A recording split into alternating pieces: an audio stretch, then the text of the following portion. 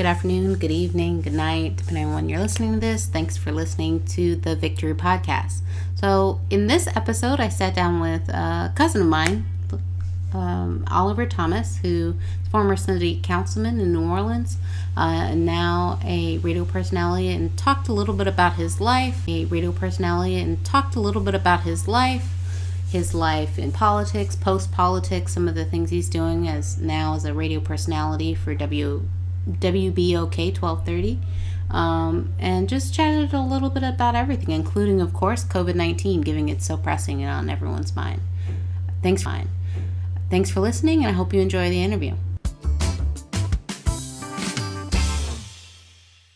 Well, I was saying thank you for doing what you're doing with Victory Podcast. I think we're in an age right now where independent news sources, especially for Black folk, people of color, people locked outside of the 2%, and I'm not saying like this president that news is fake news, but it's definitely slanted one way or another. So I think what you do, what we try to do at WBOK with Equity Media, I think it's more necessary now than ever. For sure. So yeah, thanks, Oliver, for coming on the Victory Podcast.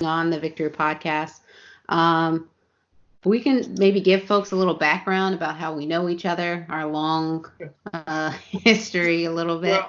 Well, your mother and my father related, and of course your aunt actually did the research to verify come from the Lesseps lineage and some of that other lineage there. People thought we were just plain cousins, but we found out more recently is what my father and I think of your mother always knew, is that we're actually real cousins. So, and it's something we always do because it always felt good. But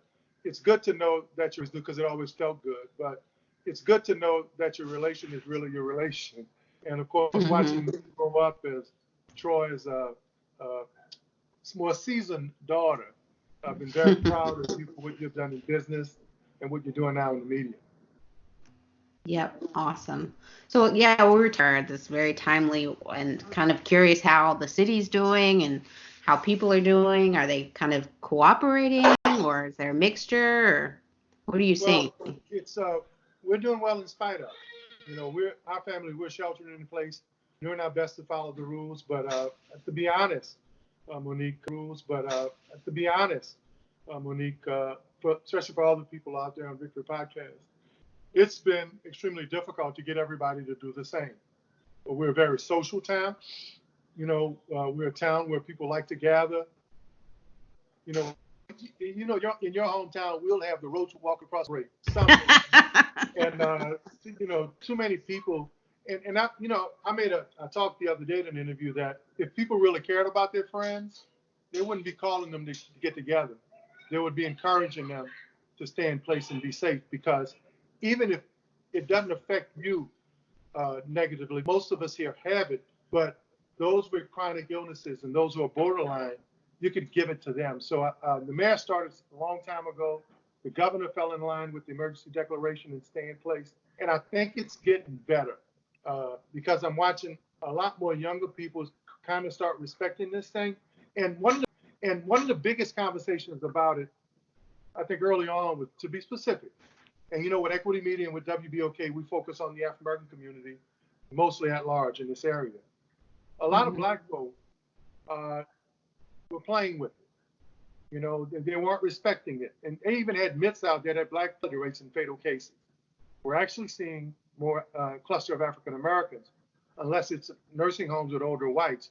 We're seeing much of our community be disparately affected. Yeah, we're doing the same out here in the Bay Area. We've been in the shelter in place. We started we just finished week 2 of shelter in place out here. The Greater Bay Area county started it, and then we went statewide. So originally with the countywide shelter in place, it was only supposed to go. Now that we're under this statewide ordinance, there's not really a clear end date, and so schools and stuff are closed as well. I mean, thankfully I don't have children at this time because I just can't imagine. I was on a call with some of the other leaders on my site. It's just like another challenge of like, okay, you basically taking on another job while still trying to do Absolutely. your job. Like, okay, you basically taking on another job while still trying to do Absolutely. your job of trying to like teach your kids. You know, So it's really crazy. my wife is doing the Mounts program for Ollie, for your little cousin, and Hmm. because daycare is closed, and Google Classroom for Willow, who's 10.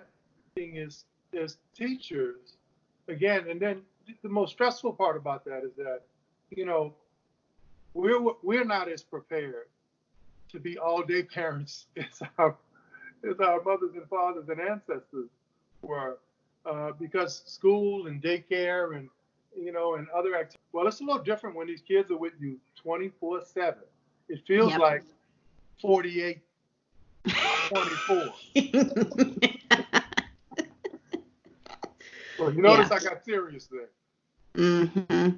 No, I understand it. That's definitely what a lot of the other there are leaders on our leadership team for our site that I have, like variable age kids. Some people have like preteens, teenagers, and then some have like early education, like 5-year-old to 10-year-old kids, and they're like, especially the ones with the kind of younger end of Right. that, taking on enough because they're still working from home. There's still a lot of meetings, and in some ways it's even busier because people feel the need to be present, like to show that they're like actually doing work, like that they're online and having calls and whatever. So it's definitely something that's unique, and it's I feel because it's just like it's an uncharted territory to this level. We've had epidemics before, the H1N1 a few years back, and SARS for the So, folks in Asia and all that. But like this scale of an epidemic with everything going on is just kind of unprecedented and new territory for leadership.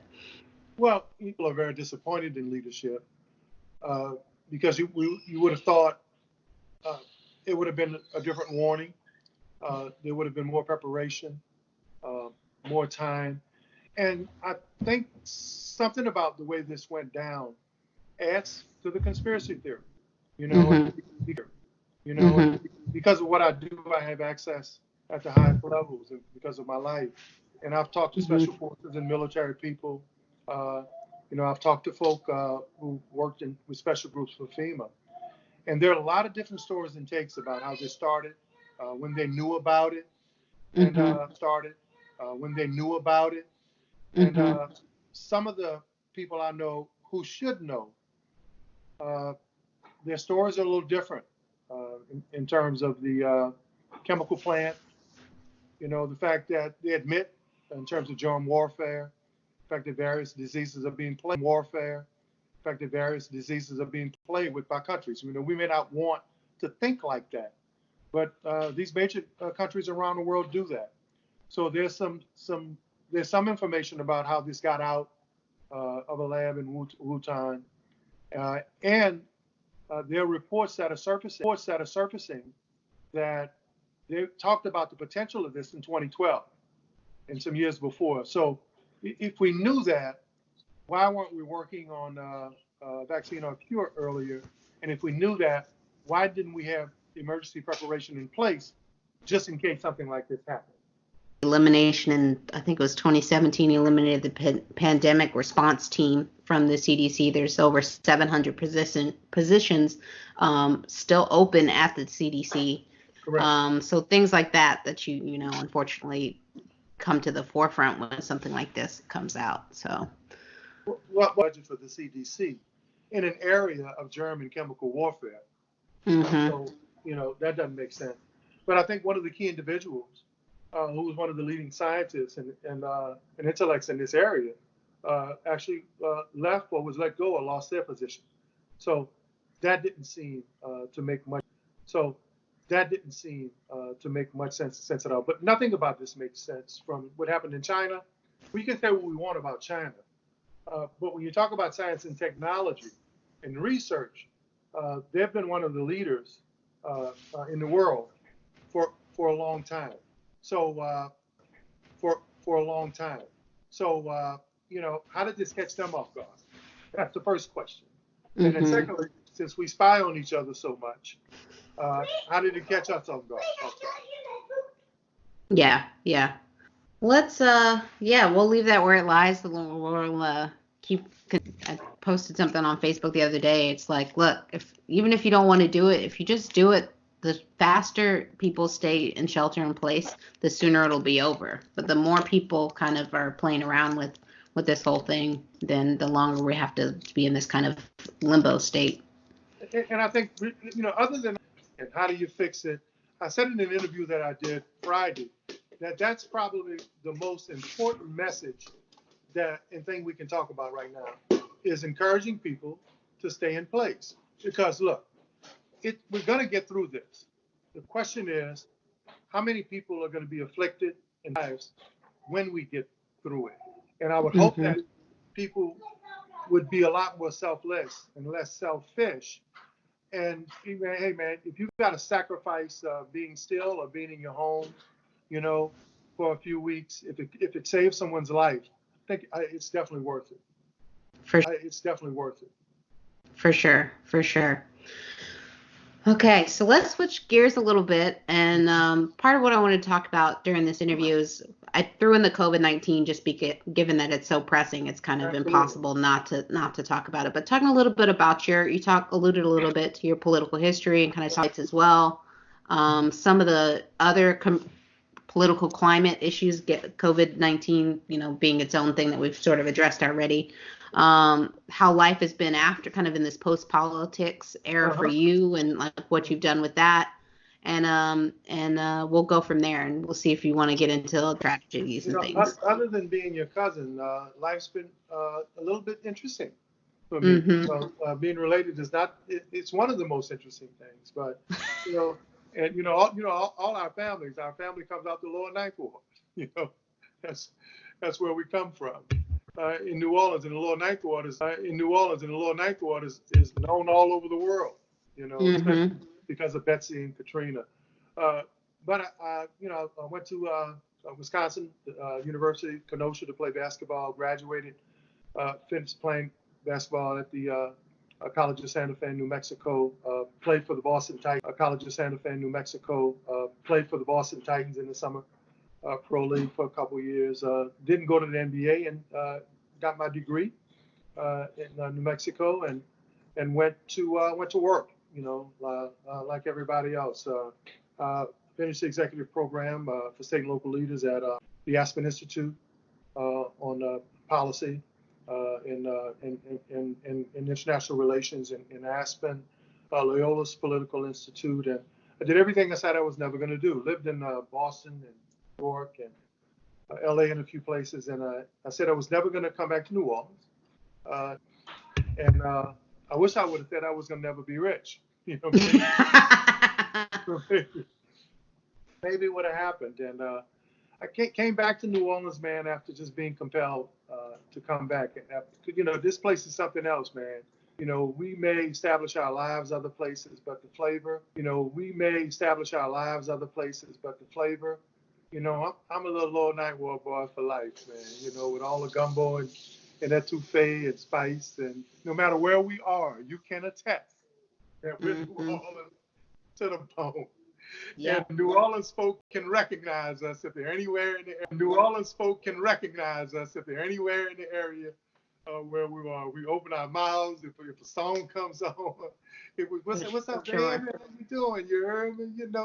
No matter how educated we are, something about New Orleans is going to come out. So when I came back home, man, got just to have something to do. And a gentleman who is established in politics with the Bold organization, who was the district councilman and later president of the council, offered me a job when he was in the district. And I didn't, I was just planning on being in New Orleans a little while and leaving. But when he offered me the job, I was compelled to accept it. He said, man, just try it out. He actually offered me the job that he promised to someone else. But after our interview, he said, I'll find something for the other person. I want you to do this. So I got involved in legislative policy, research, writing ordinances, like policy and applying policy and planning. That's one of my strengths, drafting legislation, of finding the right legislation. I love doing that still today. So I was his assistant. I left working for him. Went to work for the federal government with C.J. Brown in housing. I was the project manager of the Downtown Development District, which oversees our downtown and all the special projects. And then ran for citywide office. His seat came open, and folks said, "Hey, man, a lot of community people," because I'd started the Boys to Men mentoring program, and I won the Jefferson Award for community service because the kid that I had worked with went from a 0.40 GPA, so he graduated number 7 in his class. And I always liked, because of the neighborhood we grew up in, and your family comes out of, I always liked working with the kids that folk said wouldn't make it, because as smart as we were coming up, folk didn't know it, but they had already labeled us because of our zip code. And I said, well, I wasn't from uptown, I was from downtown, and I was running against potentially 2 established elected officials. Dorothy May Taylor said she was going to run. Renee Pratt was a state representative, and Jesse Smallwood was head of the Housing Authority. Man, established people, political ties. They did a poll. Established people, political ties. They did a poll. I was 2%. And they said, man, 2% you can't win. And I said, 2%? Dang, that's good. Wait till the other 98% get to know me, right? Mm-hmm. Mm-hmm. And of course, you know what happened. Mm-hmm. And of course, you know what happened. Well, we won. Yeah. Yeah. Yeah, and every election after that, man, I did something no one in the city had ever done. My last 3 elections were 90, 80, and 70. I did the first zoning overlay here that created the Renaissance District and the Lower Garden District, which made it one of America's most livable communities. Got the ramp down, closed a lot of the dive bars and dive kitchens, and of course they won an award. I created the alcohol per capita beverage legislation, which looked at in our community we had more alcoholic beverage and tobacco outlets per capita than any other place in the region, in most places in America. So how would we begin to limit them? And I also was did a lot of housing legislation to create affordable housing. So that was kind of as a beginning elected official, that was kind of the platform that propelled me forward. And then when At Large opened up, I ran and won citywide handily both times, and the last time, but during Katrina, which was, of course, one of the most challenging times in the history of this city. So politically, and which was developed a great relationship when President George Bush used to say "Big O" at all the press conferences. That he was, and people would say, just involved in a lot of recovery in and out the water, trying to save and people. A lot of it, I didn't talk about a lot of it because those days were kind of hard emotionally. I remember in the first week, we would go out in the boats and you would see bodies. And there was no place to bring them. So they would tell you just tie it to a post or tie it to a fence. Or we'd have a list of people and you would go to houses where no one's there. I remember going to the Johnson's house on I think it was General Pershing, on Island. And his wife was in her 80s. And because people who weren't from here didn't know the streets, they needed to see street signs. We don't need no street signs to know what street it is where we come from. So when I got to the house, we got there just in time because they were trying to get up into the attic because water was on their second floor. 90% of the old people went in the attic. When they found them, they were dead because of the temperature and because it just wasn't a place to be. So we were able to rescue them. Tony Ledette, Miss Ledette, who lived on Soniat in Claiborne. 2 times they tried to rescue her and her son. But Tony was 320 pounds and he was autistic. And the boats that used to go to get him, he would act out. And they were afraid to put him on a boat because he would potentially topple the boat and risk the folk who were trying to do rescue. So I volunteered to go get it. And so they said, hey man, you're crazy. And I said, well, no, just give me two people. My sister Juliet. Juliet was special. So we, Yeah. we grew up. We grew up.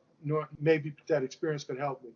So when we got to the house, funny but not funny. I'll never forget one of the wildlife and fisheries guys from Tennessee who was with me.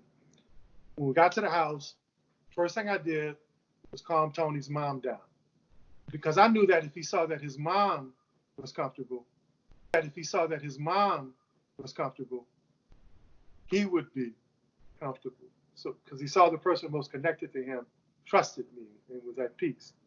Well, so we got him to start walking towards the porch because they lived in the upper level on Sonia to get on the boat. And as we were approaching the boat, one of the guys tried to grab him to put him on the boat first. Lord, Lord, Lord, Lord, Lord. And I was like, no, no, no, no. So he's like, thought he was taking him away from his mom. So I was like, So I was like, no, let his mom hold his hand and we'll walk him to the boat. Okay. And so you can imagine on the rescue boat, someone 320 pounds who's autistic, who's out of control. And the water was like 12 feet. Able to do that. We got him to the center of Napoleon, where the helicopters would come to drop the little basket. And the guys almost made a mistake again. Right? And they tried to take the mom to put her in the basket first. And so Tony grabbed my wrist. And when he grabbed me, he edged over to the end of the boat. And if he would have fell in, he wasn't going to let me go. But we were able to rectify all of that, man. Put his mom in the basket first, put him in the basket, and got him up. And there was some interesting times there. But it was worth it, just to see people get saved because a lot of people didn't. So that was Katrina. Of course, I made national news when I went to prison, and a lot of folk thought that was the end of life, but I looked at it as an opportunity to begin life. But with God and faith and hard work and sacrifice, there's nothing that there's nothing that you can't overcome. So I had the help of a whole lot of people. I had more people praying for me and encouraging than I could ever think of that I even knew. But something happened before I came home, man. I had a friend who wrote me and challenged me in 8 critical areas of life to kind of think about before I came home. And I answered all those 8 questions that he gave me, inspirational things. And then Anthony Bean challenged me to do a play about my ordeal and about my life. That I was reluctant at first, and Monique, he challenged me with a question. He said, so when everything's going right in your life, you can leave. But when everything's going sour, you can't step up. And of course, in our DNA, we like a challenge, and sometimes that's good and bad, but he challenged me. He said, so when life is good, you can be good. But when life is rough, you can be good. But when life is rough, you can't step up. So I took that challenge, and we wrote the play, sold out 13 Reflections, sold out 13 straight nights. I got front page cover of the New York Times entertainment section. We got coverage all over the world. And then I started then I started doing Treme. I don't know if you watched season 1 and 2, but that was your cast, right? Yep. And yeah, that was a lot of fun. A new chip in life. Still wasn't sure. Still didn't have. And still was a little embarrassed about, because sometimes all you got is your name. My father used to always tell us that. I might not have money to give you, might not have material things to give you, but you gotta have a good name. And worked hard to overcome that. Put extra, had good people on. We are today. Fast forward, still do a lot of political consultation. Not much happens in the city, that I'm not involved in or know about. Uh, my wife, Jasmine Thomas, taught me how to parlay that. So many people were relying on me for information, and I'd never been a businessman, but I've always been someone who helped people. And so she taught me, she said, hey, man, information is valuable. It means something. And in terms of business and opportunity, life's never been better. I work for an engineering firm. We work on linear projects, analysis. I do what I do with the Stafford Act and figuring stuff out and infrastructure and leadership relationships. And then Equity Media, man, and the number one, morning talk show in New Orleans, right? Oliver Thomas and the Early Birds. So that's where we are today. So that was a whole lot to get to that point, but that's what you want. No, that's what I wanted, to take the people through like your journey. It's just because, everyone goes through different things to get to where they are at this point, and people don't always understand along the way that take, like, if someone just has, never met you before, they say, oh, he's a radio personality, he's got a good life, and he's on the easy street, and he's just really into politics without knowing the journey. But and I think that's important. First of all, I don't like to line up. It's like folk will look at your family and look at where people are now and never think you come out the Lower Ninth Ward, right? That was the origins, right? That little house on St. Maurice Street, right? So I've always thought that, the greatest struggles make the greatest accomplishment. People who know how to survive are the best people to line up with, and people who know how to overcome their struggles, be at their best when they think they're at their worst. That's the people that run the world. And I had an old man in prison who taught me that. Called was Uncle Ron. We used to call him Uncle Ron. He used to have this book of all the world leaders, Della to Pinochet to Mother Teresa, to Churchill to Guevara, Harriet Tubman, Malcolm, Martin, and he kept wanting me to read the book. So I said, man, I got education, man. I done read up on these people before. He said, no, read, man. I done read up on these people before. He said, no, read it and then talk to me afterwards. So I finally did, and we met in the prison library. And he said, so what'd you get out of it? I said, well, what do you mean? I already know about Malcolm and Martin and Mother Teresa, and Churchill and Mandela. He said, what do you mean? What did I get out of it? All great leaders. He said, no. They all had a point in their life where they were sick, locked up, locked out, on their deathbed, or counted out. He said, all of them. He said, so what makes you any different? Why is you any different? Why should you pity yourself? He said, so if the greatest have had moments in their life where they didn't even know they would live, or they would be locked up or locked out, why does it have to be over? And that was real instrumental. I don't even know it was at that time. But in trying to gather my life and move forward, I try to use that to help other people who may think they're in a place that they can't get out of. And maybe in that same vein, we can talk a little bit about some personal tragedy in the past, even like during the course of your political career. And if you don't feel like talking about it, that's absolutely fine too. But I want to talk a little bit about the loss of your son in that car accident years ago. Well, and our family was intricately involved in that. I didn't understand it when. We had a couple tragedies in our family. My younger sister, Rosalind, your aunt, Monica, who I think you're partly named after. Yep. Right? Exactly. So, two beautiful young girls who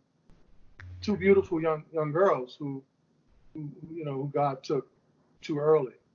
So, I never understood what my mom, when she would say that she belonged to a club that she never wished, or your mother and your father, they belonged to a club that we wish no one else would ever be a part of. We wish no one else would ever be a part of, and that is you never get over losing a child. So it's something that I dealt with every day, watching him grow and playing with him in my mind.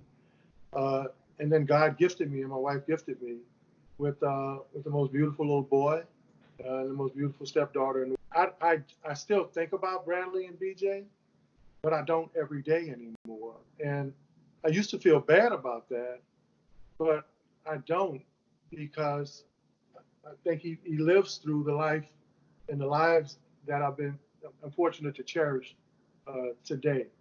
But today. But yeah, it was interesting. I still pray every night that no one ever joins that club, because it's something that parents never get over. I was just blessed enough to be gifted with a woman and two kids that could not fill that void. For sure. For sure. Um, You know, that was tough. I know. That That's was for you. I know. If you had said no, I would have been like, "That's cool. We'll just move on." You don't hear me. You don't hear me talking about that in my other stuff. No, I know. And it's definitely something that I don't think anybody, and I can count myself as a number, can fully appreciate unless you've gone through it. Right. And it's something that you, like you said, you don't wish that on probably anybody, probably not even your worst enemy. Um, um, do you think during tragedies that people are good at trying to help people through that? Or did you have a lot of people try and like give you any tips or Well, anything during that time? that is so interesting. There are some people who are good. I never used to say it though, cause it used to hurt me most during that time. And I've just recently, when I talk to people who go through grief, and I talk to groups now, people will call me to talk to groups to motivate them or kind of help them, encourage them, right? I used to really not understand when people would say they know how you feel, and they know how you feel. And they would come in and say, "Oh man, I know how you feel." And I wouldn't say anything, and I wouldn't just respect them reaching out emotionally like that, but they had no idea how I felt. And I think sometimes we go out of our way to want to sympathize, but no one ever knows how you feel. Or when people would say, "You'll get over it, it'll be okay." Well, how do you know that? You know, you're not in my head or my heart. But besides that, uh, I, I think I, I think there are more good people and more encouragement. And even those people who I didn't understand why they said what they said, I appreciated the fact that at least they cared enough to connect with me. Yeah. But tragedy motivates you. Yeah. But tragedy motivates you, especially if you learn how to focus, right, and you're driven. Sometimes it can be bad with me, or I'll say personality types like us. It's almost like when things get real bad, I focus the most. Bad, I focus the most. You know, uh, when there's a real challenge, I'm even more committed, or to prove a point. You know, now they say A personality people are genuinely like that, but it's not always necessarily a good thing. In our lives, we can manufacture stuff just to be motivated to accomplish something, to do something. And Hmm. I'm coming to terms with that now. Yeah, no, that's good. Good information. I think it's good for people to realize that even when they're trying to help, sometimes just to be cognizant. So what are some things that people can? I know you do a lot with different groups, or ways people can reach out to you on social media, or if they're interested in trying to help the city and various different things. Well, you know, Oliver Thomas on Facebook, you know, I got recognized by the station last week. I got recognized by the station last week for the amount of people that I reached, uh, you know, both on Facebook Live and through the website and on the radio. So Oliver Thomas on Facebook Live, OT Outreach. on Instagram, and you can tune am.com. Or even the call-in line. I have people from Tampa. I have some people from Spain. I got a guy calls in from Frisco, David from Frisco. The call-in line is 504-582-9422, 504-582-9422, 504-582-9422. And right now, what you're doing and what I'm doing is hot because people are looking for alternative sources. They don't trust mainstream media. They don't trust the information, and sometimes as much as they trust the government. And people are naturally from them, entertain them, and give them a different perspective. For sure. So the website again is wbok1230am.com. Yeah, WBOK1230.com. I think. Oh, 1230. Yeah, 1230.com. 1230.com. Okay, awesome. Well, thanks again, Oliver, for taking time out. I know there's probably a lot of your honey-do list you get to check off being locked indoors. That'll be good. I just ate the best early evening dish, man. So now I got to go walk it off. And we're working on the art project. Me and my little girl Willow. So we're doing the movie Up, the house with the balloons.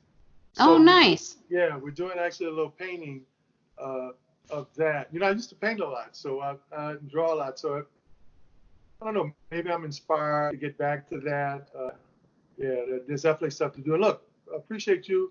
Of course, we'd love to have you back on the Good Morning Show, give the perspective, especially what's happening in your area.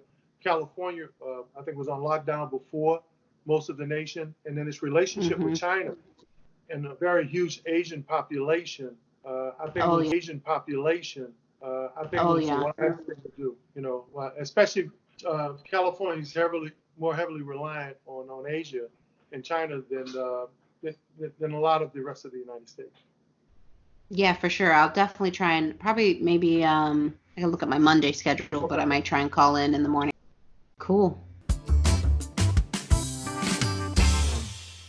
Just want to thank Oliver Thomas, or OT as he's known to many, for sitting down with me to talk all things politics, COVID-19, and everything in between.